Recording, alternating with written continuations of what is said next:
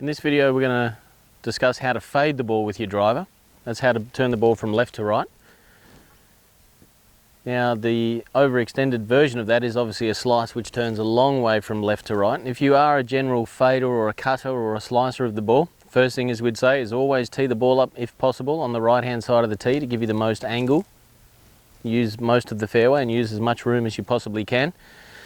Especially when you've got a situation like this and we've got some water out here on the right hand side. The tendency for a lot of amateur golfers is to tee up on the left side of the tee box, trying to stay away from the water.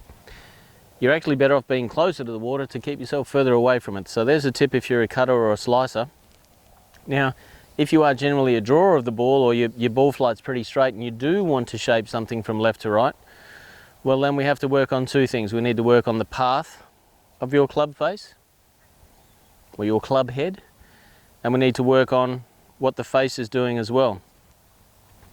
So in this situation, if the middle of the fairway, it represents 12 o'clock on a clock, we want to be swinging it through to about 11 o'clock. So that means we want an out meaning on the outside of the ball, to in. That's a bit extreme there, but we're going to over exaggerate this so we can get a clear understanding. So we want an out to in path.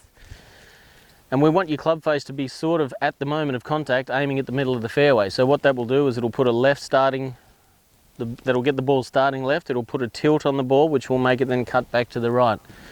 So in this situation here where we've got water on the right, we're really going to have to aim well left here. So as per always, we do want to set up with a little bit of a spine angle away from the target.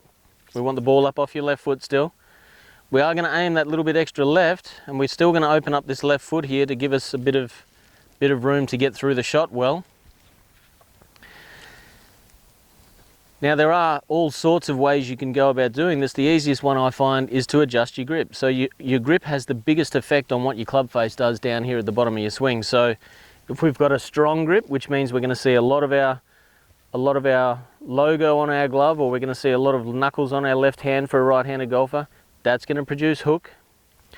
And if we're seeing less knuckles and your hands are more on the left-hand side of the grip, then we're going to see more cut or more fade or more slice. So I'm going to go from a neutral position, and I'm going to weaken that off so I can see a half a knuckle less now. I can only see maybe a little bit of that second one, but not much of it. So that's certainly a weaker position.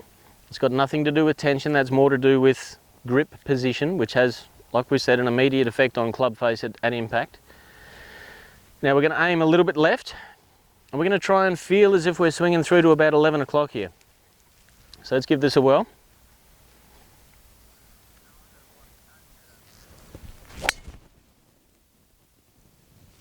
So there we go. That's probably started a little too straight, that one, but it certainly started left and it certainly had some cut shape about it.